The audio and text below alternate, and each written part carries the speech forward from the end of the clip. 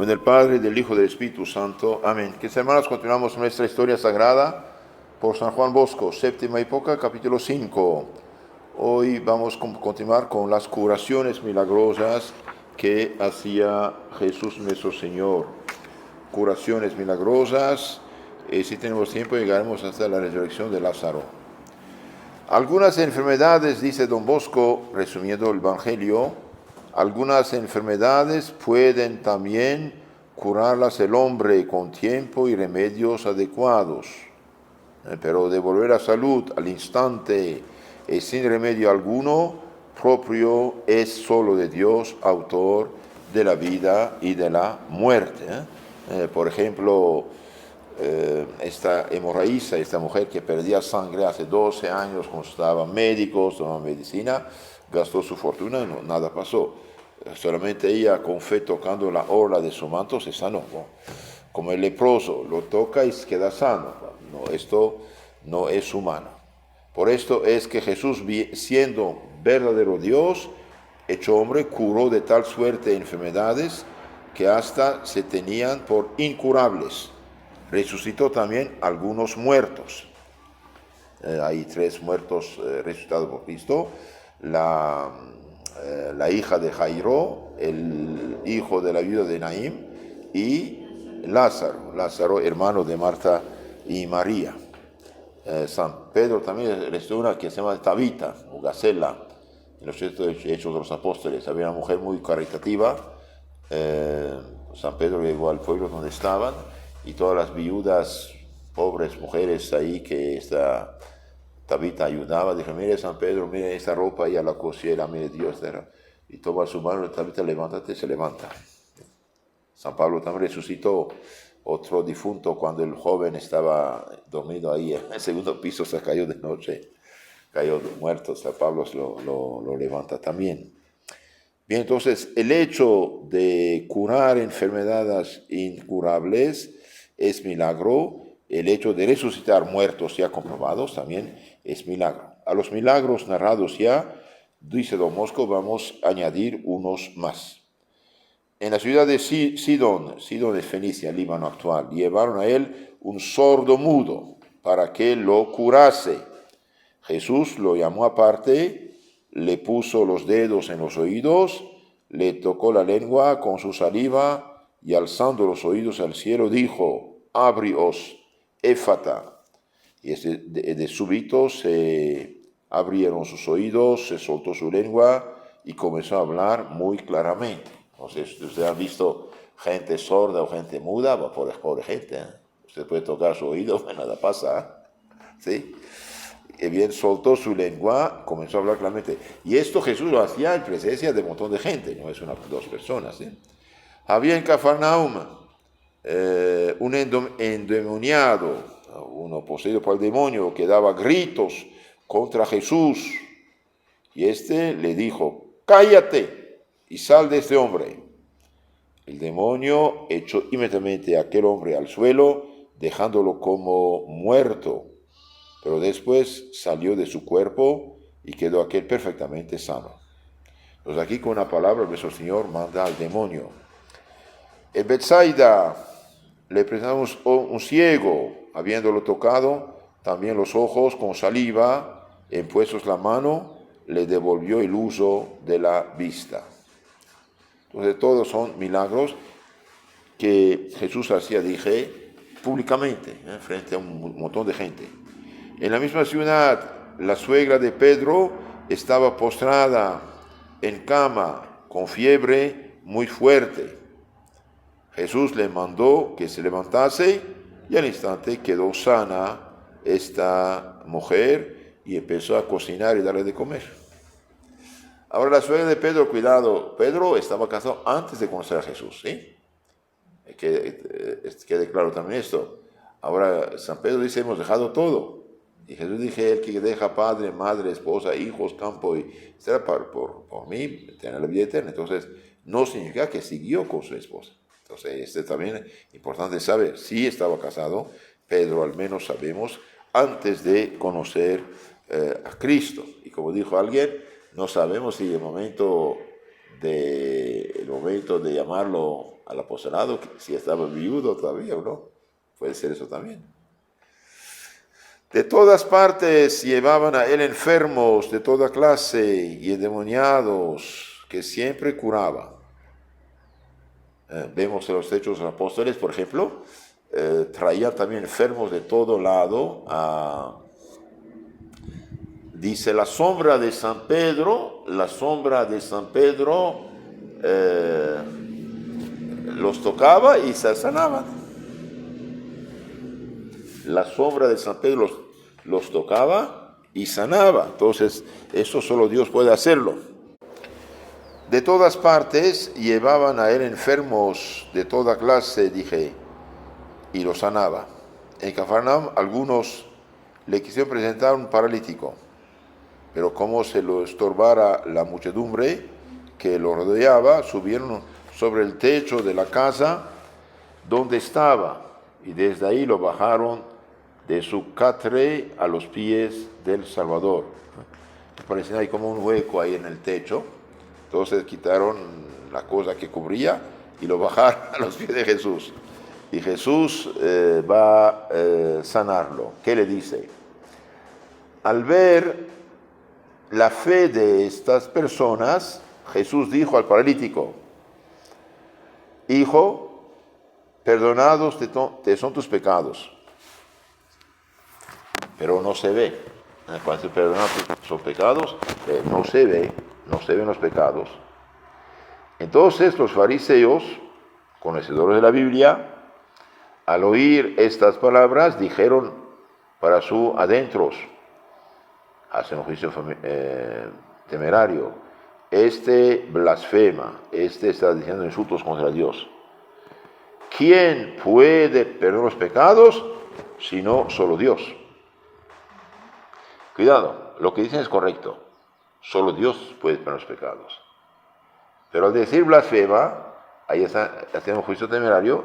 ¿Por qué? Porque realmente no saben o no quieren saber quién es Jesús.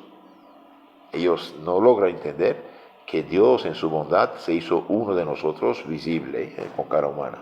Entonces los fariseos dicen: ¿quién puede perdonar a los pecados sino solo Dios?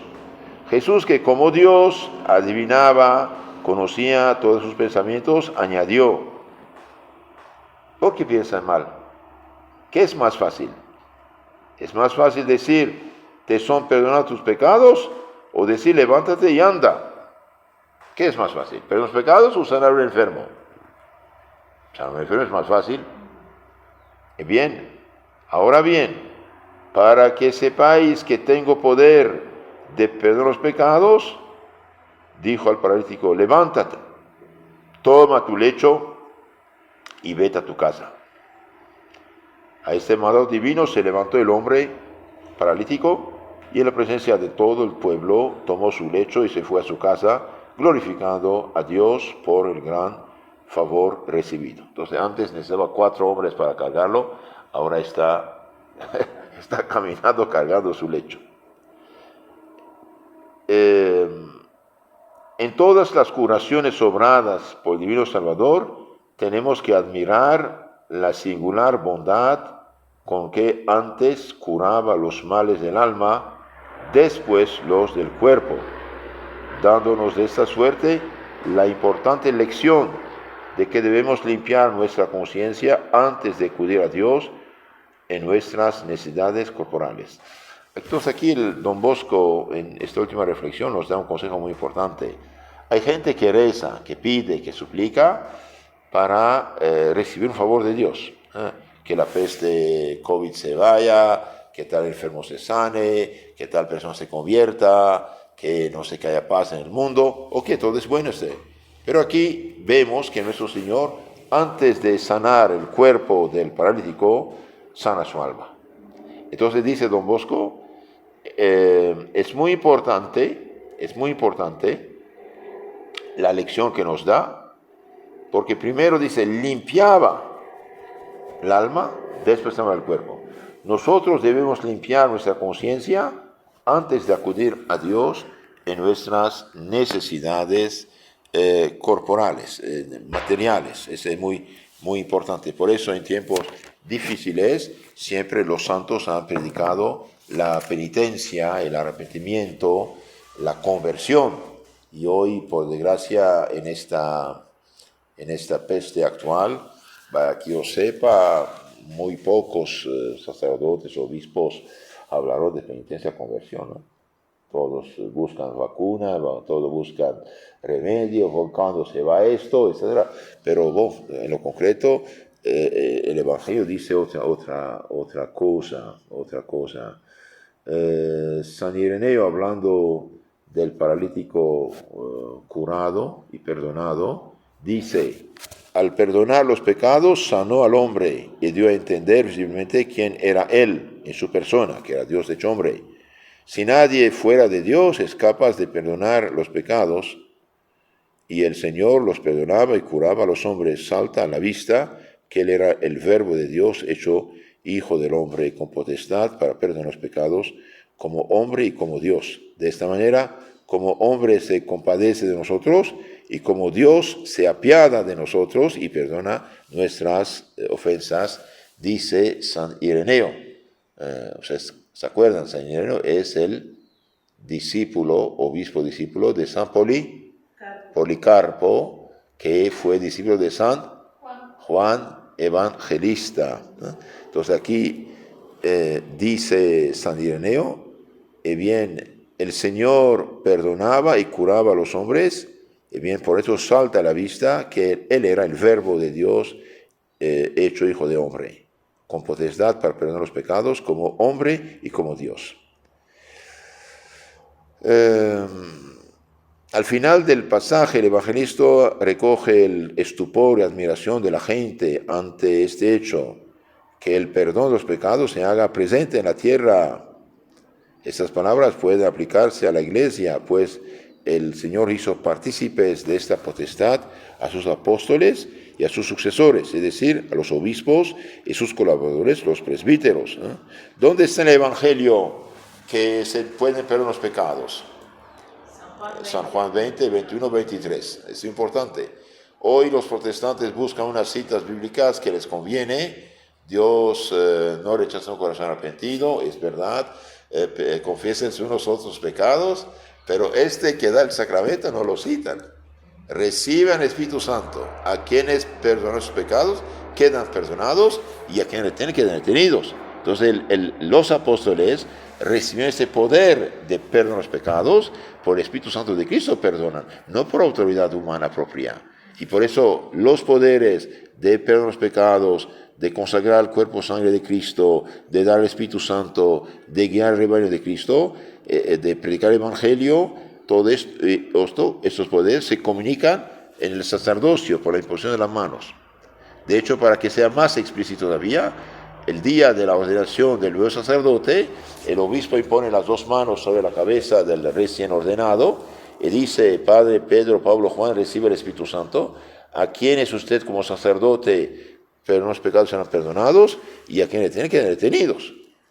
Y hoy estos pobrecitos hijos de Lutero, engañados por este apóstata hereje orgulloso: yo me confieso con Dios, no me confesaré con un hombre como yo, pecador. No diga tonteras, hombre.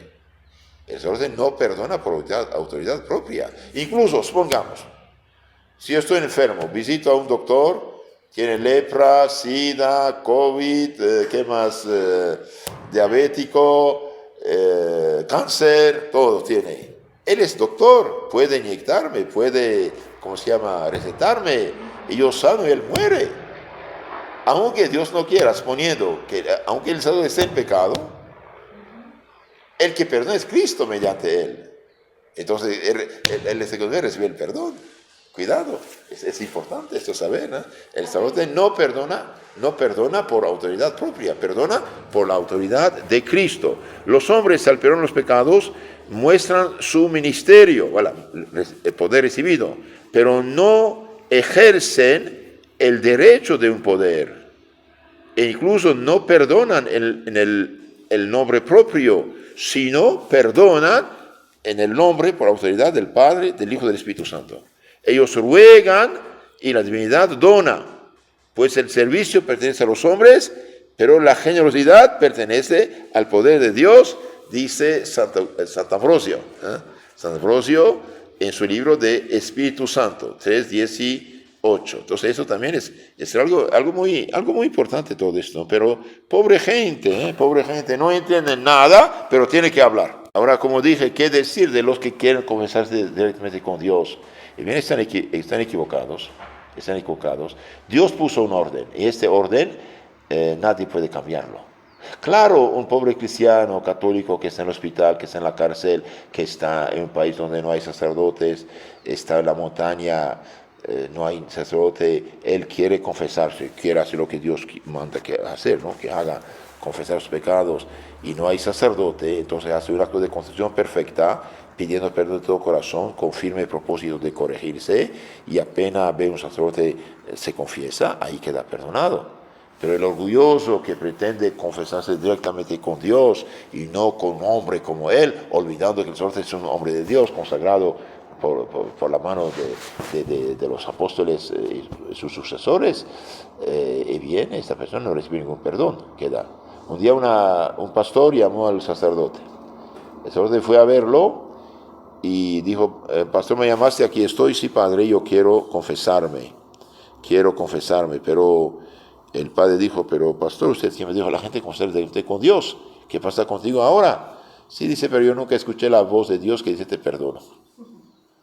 Sí, y es verdad, Dios puso un orden. Los que quieren cambiar este orden, primero, al fundar iglesias falsas, pecan mortalmente. Al fundar iglesias inventadas, sectas, pecan mortalmente. Segundo, son falsos profetas, falsos misioneros. No fueron mandados por una autoridad legítima, por lo tanto no vale nada lo que hacen. Tercero, son ladrones. Nos roban la Biblia y con la Biblia se ahorcan, de un cierto modo, se equivocan. ¿Por qué? Porque tienen la Biblia según Lutero y no según la Iglesia de Cristo, que es la católica. Entonces, con esa falsa interpretación, el diablo los engaña y quedan en sus pecados. Otro día, no sé si conoce el padre Luis Toro, es un padre predicador, lucha mucho contra las sectas protestantes. Viene una persona, dijo: padre, mi familiar, pastora protestante, está enferma, tiene cáncer, va a morir. El padre fue a verla. Hago breve la historia. Cuando llegó, toda la comunidad ahí protestantizada, engañada, y con los hijos de la enferma como diablitos: no entras con mi madre. Dijo: pero yo vine a ver a tu madre, no a ti, señor. Señora, ¿quieres confesarte? Sí, padre, quiero confesarme. Entonces el padre pregunta a la pastora: señora, ¿quieres confesarte? Sí, padre, quiero confesarme. Salgan, por favor. Y el padre le preguntó antes de confesarle, dijo: pero ¿por qué quieres confesarte? Si durante años enseñó a la gente que se considera con Dios, y pidiendo perdón, ya todo estaba en orden. No, dijo: padre, yo nunca sentí mi conciencia descargada sin confesión. Quiero confesarme. Yo sé que voy a morir, yo sé que tengo cáncer grave y no quiero jugar con mi eternidad. Regreso católica y abjuro el protestantismo y quiero confesarme. Y se confesó y recibió perdón. Hay un orden. El que se confiesa, escucha realmente, yo te absuelvo. Mientras que el protestante que inventa un rito que de su cosecha, puede entrar lo que quiera. Dios no cambia. Cielo y tierra pasarán, mis palabras no pasarán. Es algo muy importante, algo muy importante. Entonces, si Cristo perdona, claramente perdona el pecado, los pecados del paralítico, ¿no? Este es capítulo 9 de San Mateo, 1-8. Es muy importante. También en el capítulo 18, 15 siguientes de San Mateo, vemos, después de haber dicho: tú eres Pedro, y sobre este piedra es mi iglesia, no dijo mis iglesias, dijo mi iglesia. Después dice: a ti te daré las llaves del reino de los cielos. La llave significa el poder, ¿no? La llave significa del poder, de la autoridad. Lo que atarás sobre la tierra será atado en el cielo, y lo que desatas será desatado en la tierra, etc. La iglesia ha visto siempre un nexo esencial entre el juicio confiado a los sacerdotes en ese sacramento y la necesidad de que los penitentes manifiesten sus propios pecados, excepto en caso de imposibilidad. Una persona que ya no puede hablar, no puede hablar, pero quiere confesarse. Entonces ahí va de la absolución. Una persona que está en el coma, pero tuvo el deseo de confesarse, ahí va la absolución. Pero la persona pudiendo confesarse orgullosamente, quiere decir confesar con Dios realmente, y bien no recibe ningún perdón, es claro. Por lo tanto, la confesión completa de los pecados graves, siendo por institución divina parte constitutiva del sacramento, en modo alguno puede quedar confiada al libre juicio de los pastores. Entonces el sacerdote escucha y remedia y de la absolución. Finalmente Jesús subraya el valor, el poder de la oración en común. Después de hablar del perdón de los pecados, habla de la oración común. Y bien, donde hay 2 o 3 reunidos en mi nombre, estoy en medio de ellos. Por eso es importante en la familia rezar juntos. Rezar juntos. La oración común es de suma importancia. Queridos hermanos, si quieren conocer mejor su fe católica, suscríbanse a nuestro canal Catecismo Católico Tradicional. Ayuda mucho esto. Toda la fe de la Iglesia está explicada.